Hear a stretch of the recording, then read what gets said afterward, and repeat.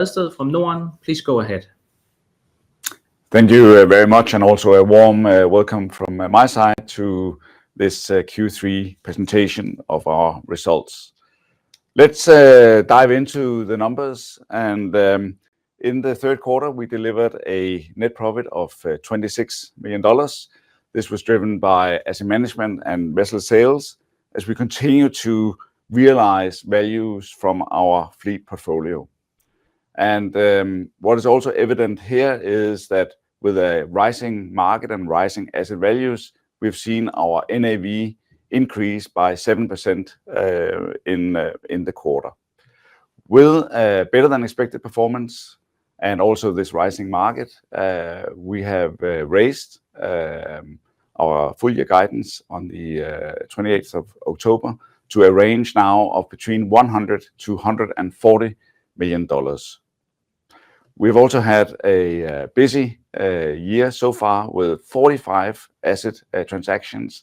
So this is one of the hallmarks of NORDEN, where we are actively using the asset markets to optimize our fleet portfolio. With that, I will hand you over to Martin Badsted to take a closer look at some of our numbers. Thank you very much, Jan. So looking first into the NAV, where, as Jan said, the NAV increased 7% since the end of June to now 362 kroner per share. You will see that from the table, 2/3 of our NAV, or the fleet value at least, is in dry cargo, whereas the last part is in tankers, and of course also supported by a fairly strong balance sheet with a net financial position of $375 million. We have added some sensitivity analysis here shown on the right hand side, where we show what happens to the NAV if you change the underlying asset values or forward rates by 10% or 20%. And you will see in the upside bars here in the graph that a 10% change will actually give you an 18% upside, and a 20% change will give you 37% upside in the NAV figures. Turning to the business unit, starting first with freight services and trading, we made a loss of $14 million in the quarter, mainly driven by poor performance, especially in Capesize in our dry operator large vessel segment. Importantly, the dry operator small vessels actually did quite well and generated a profit of $9.1 million. And when you combine the two segments, we are seeing improved performance towards the end of Q3 and into Q4. Tanker operator made a profit of $2.4 million, based actually on very good TCE earnings in our tanker pool. And actually that led to a margin per day, per vessel day, of $1,700, which is a very strong number, although a little bit down on the numbers from last year, which were exceptionally strong. Logistics have actually improved its operating performance and have now delivered $1 million of positive EBITDA during the quarter. In asset management, we continue to do quite well in both of our segments. So we made a profit or EBITDA profit of $62 million in the quarter. $27 million were from sales gains, still leaving $35 million in the quarter in operational performance. In dry, we benefited from high coverage taken on at times when the TC rates were stronger than now. And in the tanker owner, we benefit from the spot position that we have in a market that has been tightening during Q3. And as Jan said, we have been super active in managing our portfolio with 22 sales and 22 new additions to the fleet, and actually also buying one vessel into our own fleet. And that means that even though we are selling quite a few vessels and realizing those values, we actually still have a strong portfolio of 83 options that provide good upside in potential tightening markets. Turning to the market development, you will see here from the graph that it was a fairly soft first half, and then in the beginning of Q3, the Supramax rates spiked, as did Capesize and other rates in the market, mainly on the back of strong coal volumes. This has actually continued so far during Q4. still on strong coal volumes, but actually also on a rebound in bauxite transportation. We actually think that the fundamentals are pretty strong in the market at the moment, and not least supported by all the uncertainty of geopolitical uncertainty and sanctions being in place, that generally is supportive of rates in this environment. In the tanker space, we also saw improvements in Q3. You see here the dark line actually coming up above the line showing the rates from last year. Here also we are talking about geopolitical uncertainty, sanctions, trade skirmishes, and so forth, which actually tend to lead to longer distances and therefore require much more tonnage to transport the same amount of volumes. After the end of Q3, we have also seen a very strong development in crude tanker rates based on OPEC deciding to add more barrels to the market, thus leading to more transportation. And even though we haven't seen so much trickle down into the product tanker rates so far, we actually believe that that will happen for the rest of the year and into 2026, leading to a strong market development also for our MR tankers. That does last, we think, into the first half of 2026, after which there will be some pressure from new buildings coming into the market towards the end of next year. And with that, I will hand you back over to Jan. Thank you, Martin. So in markets that are driven by geopolitics and that are quite volatile, it's good to have a dynamic and flexible model to adjust to that kind of environment. So in Norden, we have 4 drivers in our business model. We have dry cargo and tankers, and we have also owner and operator activities. And actually within the dry cargo segment, we are in multiple vessel classes, and we also have our logistics business. So it means that we have a broad spectrum of activities where we can adjust our investments and exposure between. And what that gives us is, over time, it delivers better returns than more simple businesses. And we can see here on the right-hand side that Norden have been able, over a rolling 5-year period, to generate superior returns on our invested capital. We have also seen, though, that we have a higher volatility in our earnings, and specifically in our freight services and trading business. And here we do have a focus on generating a higher level of stability in those earnings, while of course at the same time maintaining all the upside that we like from the optionality, and therefore move us to more to the left side in the graph that you're seeing on the right hand side in terms of volatility. If we turn to the next page and look at the full year guidance, as mentioned, we raised our guidance on October 28th to a new range of between $100 to $140 million.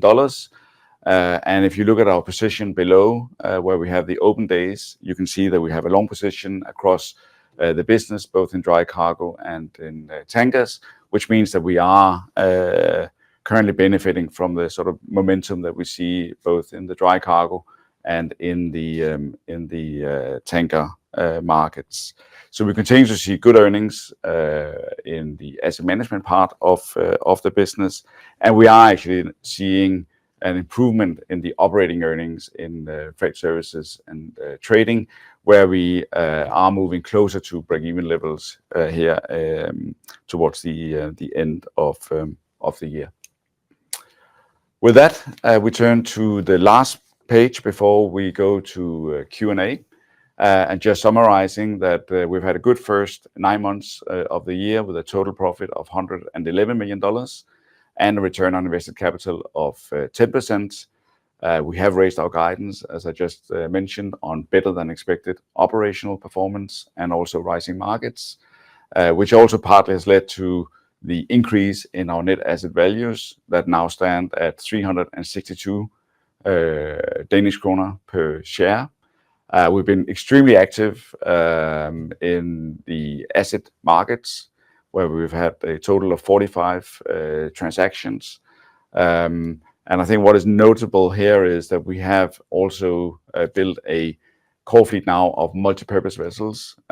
Most of them will deliver in the future, but it is sort of positioning NORDEN in that segment where we see great upside, both from demand and a low order book. And then we have a range of actions to ensure that this improvement we are now seeing in FST will continue and push into 2026 onwards. With that, let's turn to the Q&A session. Thank you. We are now ready for the Q&A session. To repeat, you can get in line to ask questions by pushing the pound key or hashtag followed by 5 on your phone's touchpad if you're dialed in. Should you wish to withdraw from the line, you can push the pound key or hashtag followed by 6. If you're watching this webcast online, you can ask your questions in the chat below. These questions will not be published, but will be asked to management by the operator. And we have a first written question here. That is, how's the market you operate in affected by the US tariffs? Yes. Good question. And especially right now, of course, where there are, where we just had this meeting in Korea between President Xi and Donald Trump. So obviously, if we start sort of in the helicopter, tariffs is not good for trade. It creates, barriers for trade. But having said that, what we see in shipping is that trade flows tend to shift with barriers. So, for example, using the soybean trade as an example right now, where China, instead of buying in the US, they have been buying a lot of soybeans in South America. And at least in our business, we can quite easily adapt to that and simply load the cargoes, move the ships to South America instead of the US. So I think that's the benefit of again having a flexible business model. Now, I think with the tariffs, that has created a lot of noise in the world. But when you look at world GDP growth and you actually look at underlying sort of economic developments, we have not seen a huge impact. The world carries on. So at least so far, you can say the consequences of higher tariffs have not really been felt in the global economy. Thank you. And then we have another question here is, how is the balance between owners market and charters market developing? This is actually still something that we are struggling a little bit with. We call it also a challenging operating environment.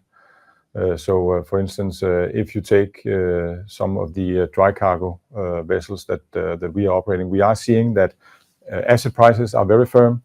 Period rates are actually also quite firm. And it's still quite hard for an operator to take in ships on period and put them into the spot market and actually make a positive margin on that.